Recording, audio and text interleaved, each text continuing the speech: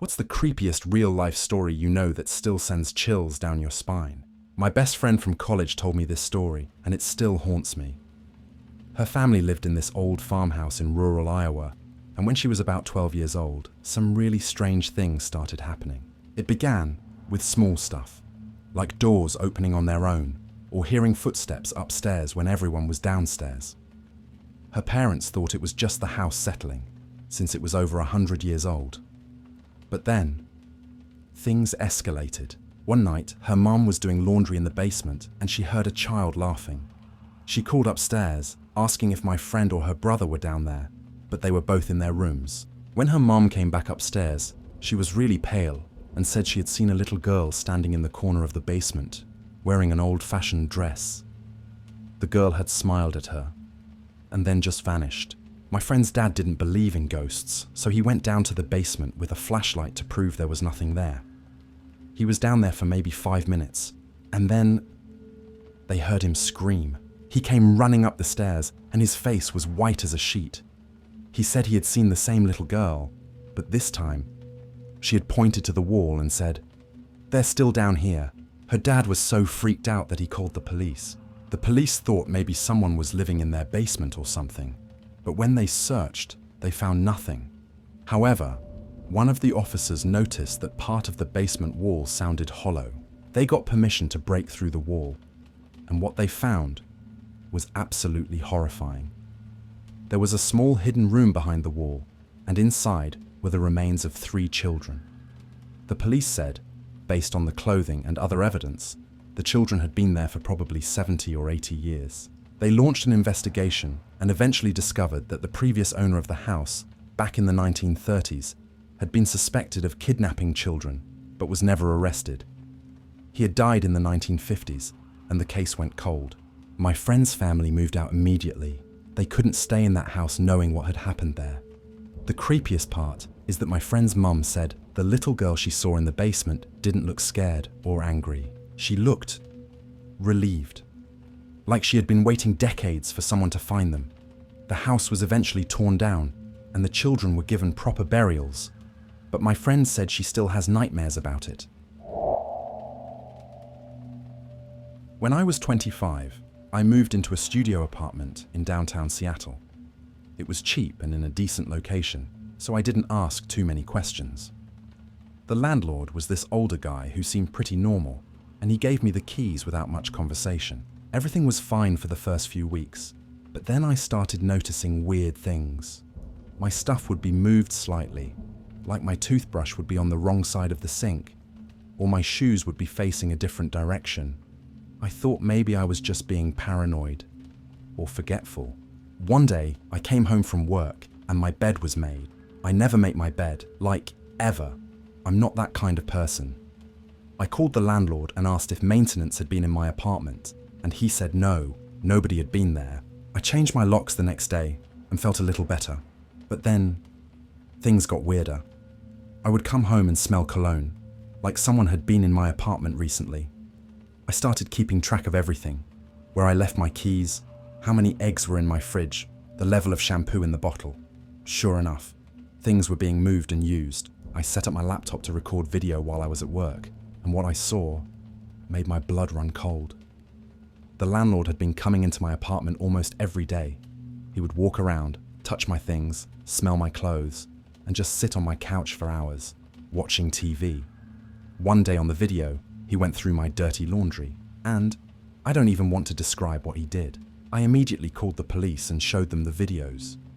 They arrested him, and when they searched his apartment, they found a master key to every unit in the building, and boxes full of items he had stolen from tenants. Underwear, jewelry, photos. It turned out he had been doing this for years in multiple buildings he owned. Some tenants had complained about missing items, but nobody had ever caught him. He's now in prison, but the thought that he was in my apartment, touching my stuff, going through my personal belongings while I was at work, still makes me feel violated. I moved out immediately, and now I always change my locks no matter what the landlord says. I used to be a 911 dispatcher, and I took a call about 6 years ago that I will never forget. It was around 2 in the morning, and I got a call from a woman who was whispering. She said, "Someone is in my house." I asked her where she was, and she said she was hiding in her bedroom closet with her 2 young kids. I kept her on the line and dispatched officers to her address while staying calm and telling her help was on the way. She was trying so hard to stay quiet, and I could hear her kids whimpering softly in the background. Then she whispered, "Oh my God, he's in the room." I could hear footsteps through the phone, and then a man's voice said, "I know you're in here." The woman started crying and begging, "Please don't hurt my kids, please." And the man said, "I'm not here for them, I'm here for you." The line went dead. I immediately contacted the officers, who were about 3 minutes away, and told them to hurry. When they arrived, they found the front door wide open, and the woman's bedroom door had been kicked in. The closet door was open, but the woman and her kids were gone. There was no sign of a struggle, no blood, nothing. The officers searched the entire house and the surrounding area but found nothing. It was like they had just vanished. The case went viral in our area, and there was a massive search. Police interviewed neighbors, checked security cameras, everything. One neighbor said they had seen a dark-colored van parked on the street around the time of the incident, but didn't get a plate number. 3 days later, the woman was found wandering on a highway about 50 miles away. She was barefoot, wearing the same clothes, and completely unresponsive. Her kids were with her, and they were physically unharmed, but the woman had no memory of what happened after the line went dead. She couldn't remember leaving her house or how she ended up on that highway. The kids were too young to explain what happened. They just kept saying, "The man took us for a ride." But doctors said there was no evidence of abuse or trauma. The case is still open, and nobody knows what really happened that night. The woman moved out of state shortly after and refused to talk to media or investigators. The creepiest part is that I still have the recording of that call, and sometimes, late at night, I listen to it, trying to figure out if there were any clues we missed. Hearing her beg for her kids' lives, and then the silence, still gives me nightmares. When I was 17, I worked the closing shift at a small grocery store in my hometown. This was back in 2008, and the store closed at 10 p.m. on weekdays. I was usually the only cashier after 9, and there was one manager in the back office doing paperwork. One night, around 9:30, this guy came in, and immediately, something felt off about him. He was wearing a heavy coat even though it was summer, and he had this really intense stare. He walked straight to the back of the store, toward the coolers, and I watched him on the security monitor we had at the register. He just stood there for maybe 10 minutes, not moving, just staring at the glass doors. I called the manager on the intercom and quietly told him something felt wrong. He came out, and we both watched the guy on the monitor. Finally, the guy grabbed a bottle of water and came to my register. He didn't say anything, just put the water down and stared at me. I rang him up and told him the total, but he didn't move. He just kept staring. Then he said, in this really flat voice, "What time do you get off work?" I immediately said, "My boyfriend is picking me up right now, actually. He should be here any minute." This was a lie. I didn't have a boyfriend, and I usually walked home. The guy smiled, but it wasn't a normal smile. It was like he knew I was lying. He paid for the water and left, but instead of getting in a car, he walked to the side of the building where there was this alley. I watched him on the outside security camera, and he just stood there in the shadows, facing the store. My manager told me to go wait in the office while he closed up the registers. When we left together at 10:15, the guy was gone, but my manager walked me to my car anyway. The next day, my manager told me he had called the police after I left and gave them the security footage. 2 weeks later, I saw the guy's face on the news. He had been arrested for breaking into a woman's home and attacking her. The news report said he had been watching her for weeks, learning her schedule, waiting for the right moment. When I saw his face on the TV, I felt sick because I realized he had been planning to do the same thing to me. If I hadn't lied about having a boyfriend picking me up, who knows what would have happened. My manager said the police told him the guy had been in the store multiple times before, always during my closing shifts, watching me. I had never noticed him before that night. To this day, I don't work closing shifts anymore, and I always check my surroundings. When I was in my early 20s, I worked as a housekeeper at this old hotel in northern Maine. The hotel had been around since the early 1900s and had this really creepy vibe, especially on the third floor. Nobody liked working up there because it was always cold, even in the summer, and you'd get this feeling like someone was watching you. One day I was assigned to clean room 314, and when I opened the door, the room was trashed. Like someone had thrown a party. The bed was torn apart, pillows were on the floor, and there were muddy footprints everywhere. I radioed the front desk and asked if anyone had checked into that room, and they said no. The room had been vacant for over a week. I started cleaning, and the whole time, I felt uneasy, like someone was standing right behind me. I kept turning around, but nobody was there. When I went to make the bed, I found something that made my blood run cold. Under the mattress, there was a stack of old photographs. They were black and white and looked like they were from the 1920s or 30s. The photos showed a woman and a little boy posing in different rooms of the hotel. But what freaked me out was that in every photo, there was this figure in the background. It looked like a shadow or a person, but you couldn't make out any features. It was just this dark shape, standing there watching them. I showed the photos to my supervisor, and her face went pale. She told me that in 1932, a woman and her son had been murdered in that hotel. The killer was never found, and some people believed it was another guest who had been stalking them. The case went cold, and eventually the hotel covered it up because they didn't want the bad publicity.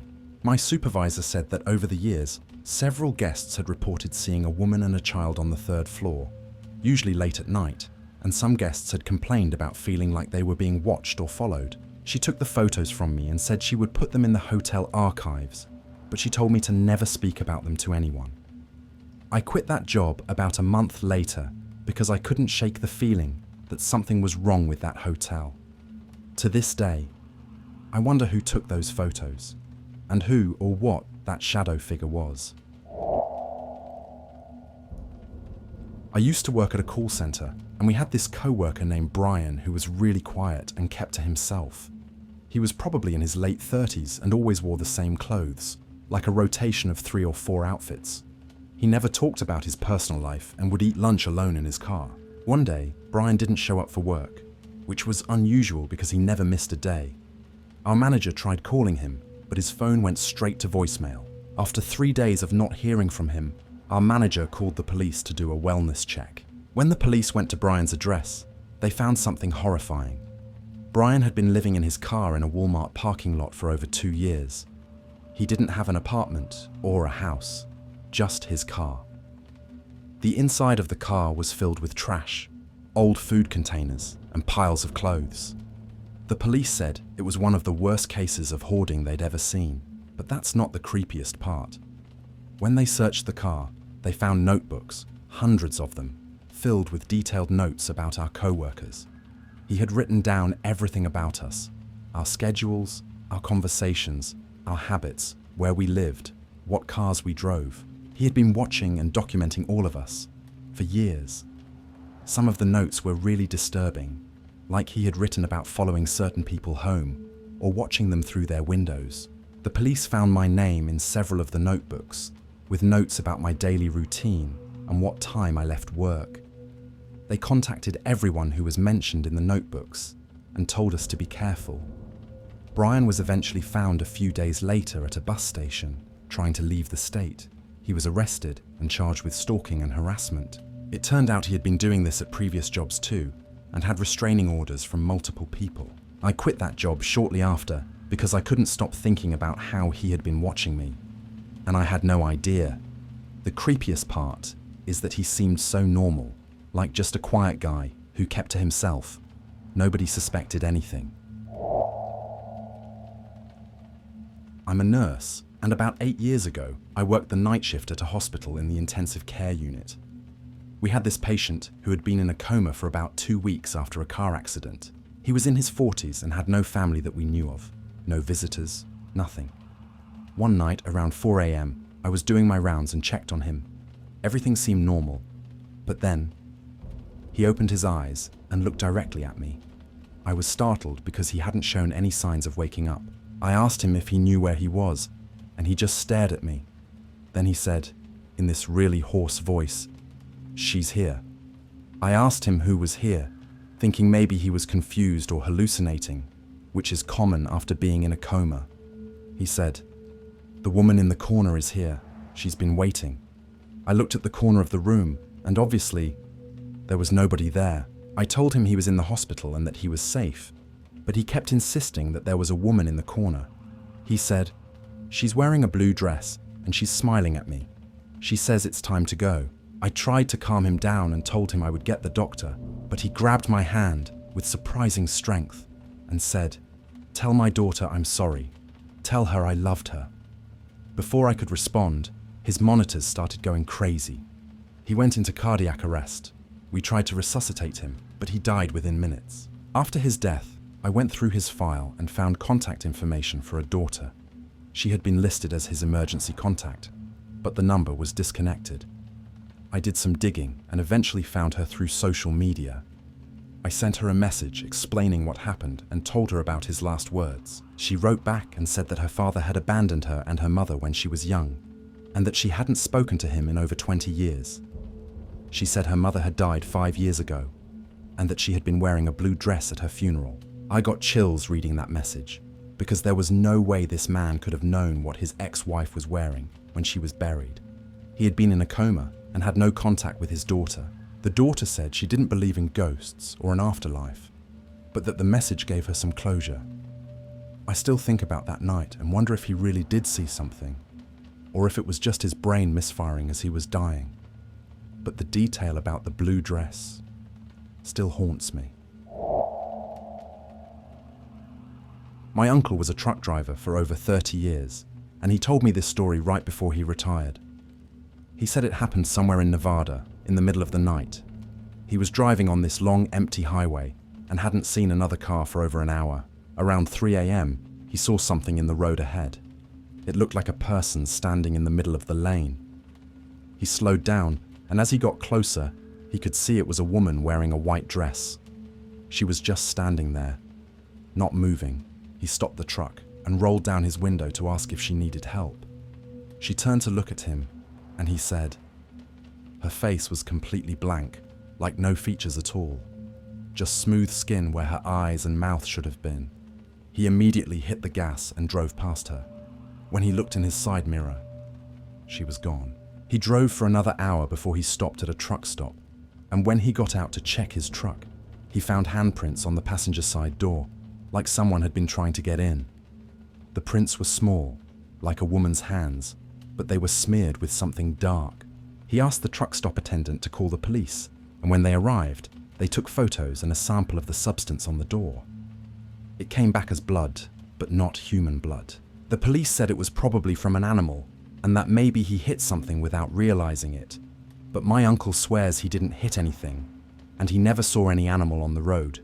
He said the handprints were too deliberate, too human, to be from an accident. He drove that same route dozens of times before he retired, but he said he never saw that woman again, and he never drove through that stretch of Nevada at night ever again.